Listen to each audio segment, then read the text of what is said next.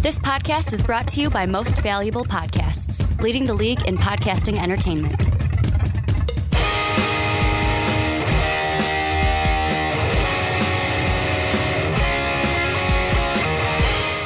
What's up, real MVPs? Ricky Whitmer here, and welcome into another edition of the Onside Kick right here on MVP Sports. I'm joined, as I always am, by the man, the myth, the legend, JD the Don of MVP.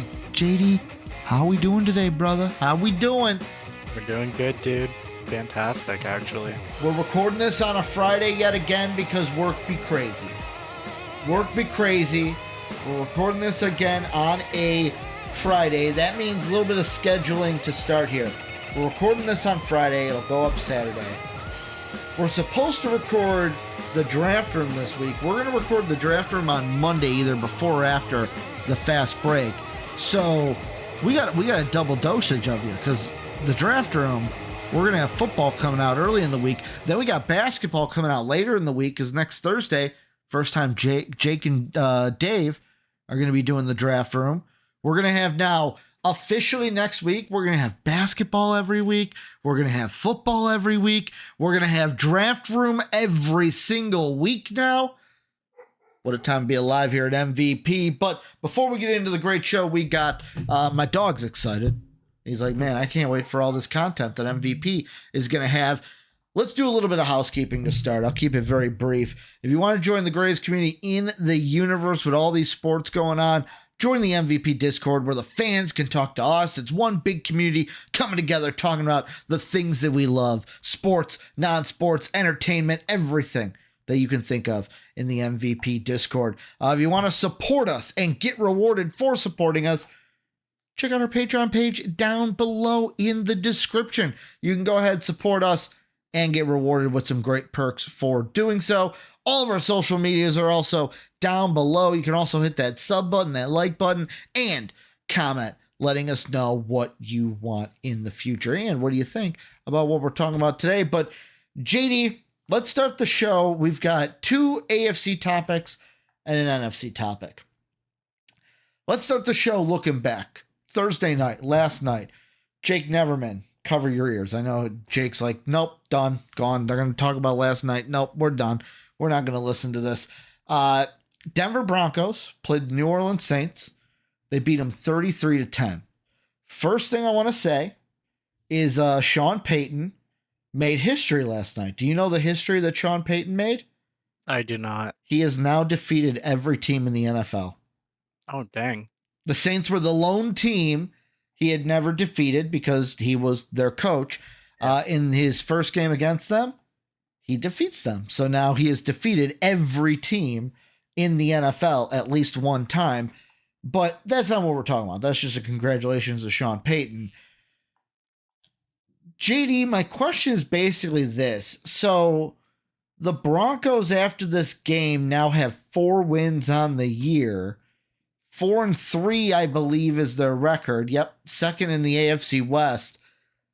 How surprised are you that this team, led by rookie quarterback Bo Nix, is 4-3 at this point in the season?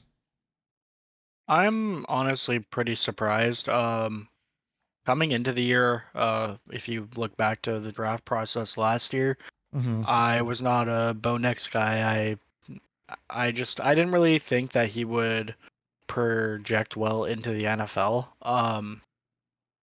But I mean, even saying that, I still don't think he's been fantastic. I feel like the games that they've won have all been like circumstantial. Like the Saints, let's just say this game. The Saints are not good. They started off hot. And I mean, yes, there's injuries, so you can say that that's probably why they've been struggling, which I think that is a part of it. But just overall, I just don't think their depth was very good.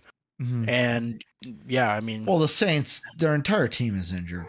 Yeah, it's injured, but again, the best teams have top end depth, right? Most Super Bowl teams, if one of their linebackers go out, they can replace them with at least an NFL caliber linebacker, right? Yeah.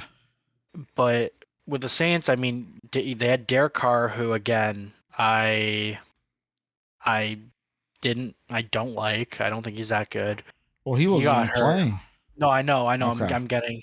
Okay. So I'll I'm let just you kind of talk. like I'm painting the picture. Yeah. So then and then you have Spencer Rattler, who I know played well last week, or Hmm. yeah, well enough. But Spencer Rattler again, not. I don't think he's going to be an NFL starter. Um, so you have a team with the Broncos with Bo Nix being their starter. I mean, again, I don't love him, but he's started every game for them, and he's kind of getting more comfortable in that system, right? So I think that with the Broncos, they're a more complete team than the Saints are right now.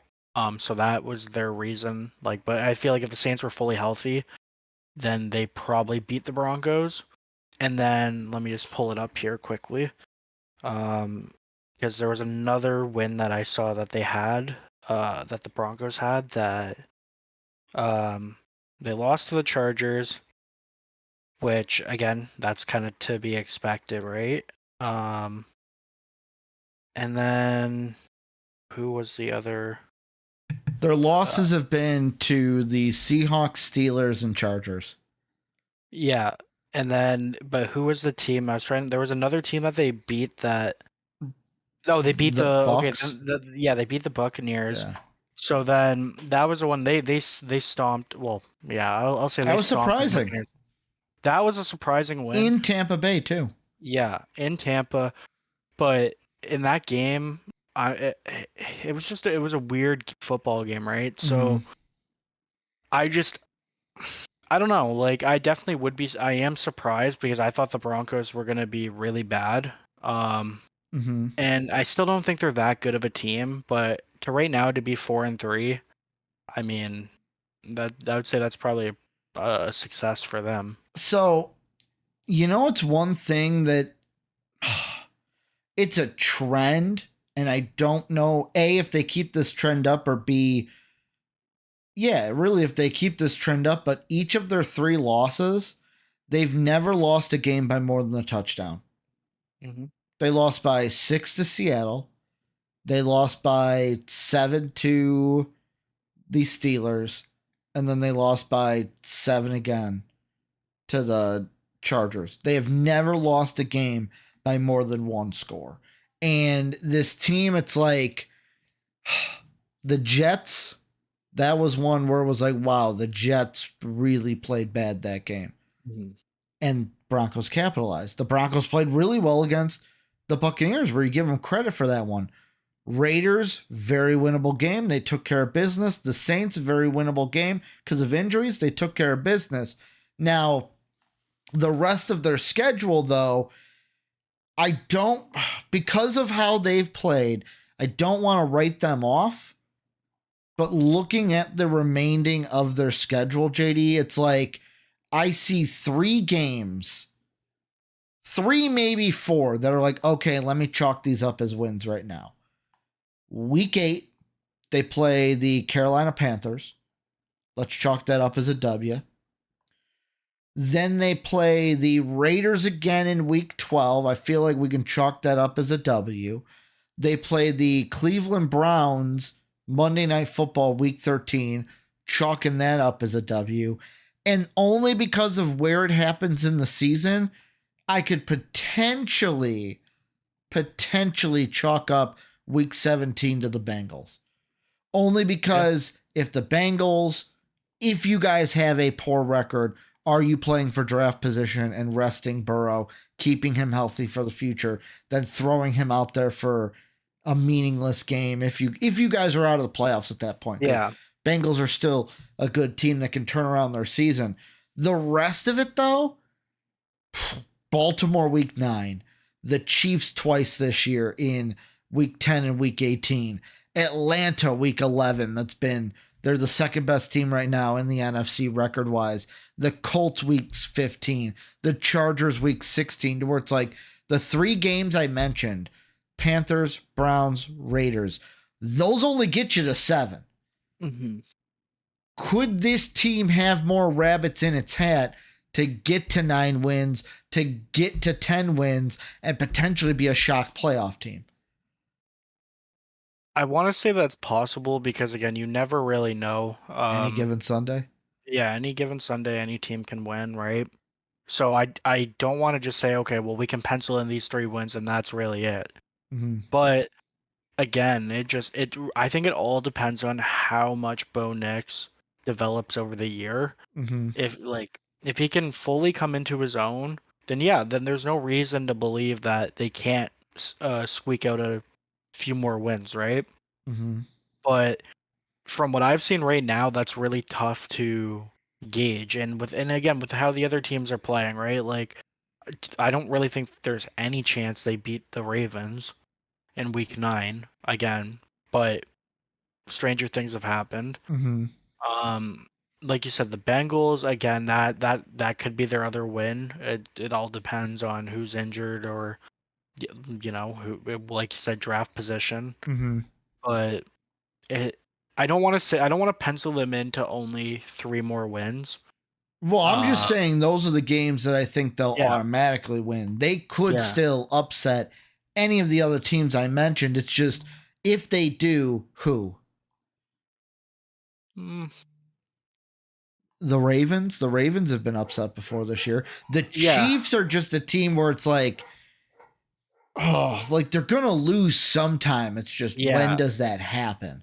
Exactly. Like I do, and again, maybe that's a game that they can upset because, again, people just pencil the Chiefs to win. But again, the Chiefs, like, giving them their credit, they're obviously they're I think the only undefeated team left, and they've played well. Scratch that. What? You're forgetting a big one. Oh yeah, Vikings. Yeah. Put some respect on it. I know we're playing the Lions this week, but come on, man. Yes. But I mean, yeah, like I think compared to other years, again, and I know the Chiefs have struggled to start the year in years past, but overall I feel like I've liked their teams in years past more than this year's team. So I think that could be a potential, you have a divisional game, but I think that's going to be also a tall task for the for the Broncos.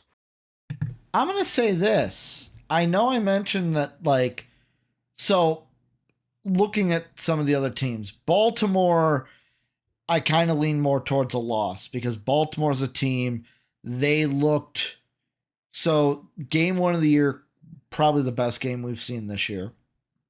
Then against the Raiders, it was like, whoa, what Ravens team did we see? Since the Dallas game, it's pretty much been Ravens Mm-hmm. the entire way down. However, 2 teams I want to kind of spotlight here as some upset alerts. First off is the Falcons. Because this is a team, I'm going to say it, and I'm not going to say this in a salty way, JD, fraud alert. And the reason why I say fraud alert, and I know people are going to say, but Ricky, it doesn't matter, they won the game. I say fraud alert because they easily could be 2-4 right now. Yeah. They were on Monday Night Football. They were, if an Eagle offensive lineman was smart enough to notice what an offsides is. You know what I'm talking about? For those of you who don't, Nick Sirianni got really mad at this. So not apparently, it's on the footage. Go ahead and watch it. The play before the Saquon drop that then set up the final drive for Kirk Cousins to win the game, there was a Falcon defensive player that jumped. And all an offensive lineman had to do on the Eagles is react to it. He reacts to it, boom, throw the flag, they get the first down, game's over at that point. They got their first down. Because they didn't, Saquon, they threw it, he dropped it. The rest is history. That's 1. Number 2, that Tampa game wasn't a for sure, like, yes, they for sure won that game. There was also some shenanigans late about a penalty that was called on Tampa, but there should have been one on the Falcons, would have offset, would have gave Tampa Bay the opportunity to ice the game or at least kick a field goal. But it's like those two games, I look at it and it's like this team could easily be 2-4 instead of 4-2. So like I look at them and I go, hey, they're not as ironclad as some 4-2 teams usually are. And then the other one is the Indianapolis Colts, to where it's like the Colts teams, look at how they played against Houston. Look at how they played against Green Bay. Look at how they played against Jacksonville. I know Jacksonville and Indy usually have messed up games, meaning like whoever you think is going to win probably doesn't. But it's like those are two teams that I didn't put in the automatic win category that could easily be wins for a Bronco team, because I know some people, and I say some people, you know who I'm talking about, are not going to want me to say this, but you want to know why the Broncos are 4-2? Sean Payton. They're a well-coached team. You're exactly right. They are a well-coached team. And Bo Nix is doing enough not to lose games. Yeah, I think those two things are the biggest contributors to that. Because like Bo Nix isn't stellar. You look at his stats this year, he's like, yeah, he's got 1,200 yards, which is nice. Only 5 turnovers to 5 touchdowns. So he's neutral in that. He's not giving the ball away MVP more than he's scoring. candidate. Well, yeah, Jaden Daniels, you're right. No, Patty Mahomes, you know. And he's doing, and Bo Nix is doing the one thing that you want quarterbacks to do, at least 60% completion percentage. He's at 61.2. Yep. And he's been doing things with his legs as well. So it's like Bo Nix doing just what he needs to do to win games. Well-coached team. Sean Payton deserves credit. I wouldn't be surprised if this Bronco team squeaks into the playoffs. My only problem is they're going to need 10 wins to get there because of how tough the AFC is. Yeah, exactly. In the AFC, I think 10 wins is a minimum. Mm-hmm. As of right now, I don't have them as a playoff team. Yep. I just see other teams, even teams that are struggling. I could see Mm-hmm. them even over or surpassing the Broncos. But yeah, I mean, I think the future could be starting to become a little more brighter for them. Mm-hmm. You know, because again, they still have objectively they still have quite a few holes on that team. I feel like they could use better better receivers. The running backs are fine, better O-line. And defensively, I mean, their D-line's been better than I kind of thought that it would be as a unit, but but yeah, I mean, I think it's too early for them. I don't think that this is their year to actually to contend or contend for the playoffs. So I'm gonna hold off on just guessing that they'll make the playoffs. Here's what I will say. Final thing. I think the Chiefs, the Texans, the Ravens, the Bills automatically, they're going to be in the playoffs. Yeah. You have, 3 spots, 5 teams. Who are the 2 out? And I'm not asking you to answer this. I'm just going to say these are the teams in my mind. Steelers, Chargers, Broncos, Colts, Jets. 3 of those teams are making the playoffs. 2 of them aren't. Who's the 2 that are going to be the odd man out? That's what it comes down to. Mm-hmm. And I'll tell you this, the team we're going to talk about later might be giving up their chance at the playoffs. Just going to say that. They might be giving up their chance at the playoffs. But we're going to have to wait and see. Bronco fans, let us know what you guys think down below in that comment section. But as always, we'd like to thank the people that make these videos possible, our patrons whose names are displayed on the screen now. If you would like to become a patron, go ahead and click the Patreon icon in the bottom right. And if you'd like to check out another video from MVP Sports, hit the video in the upper left. As always, thanks for watching.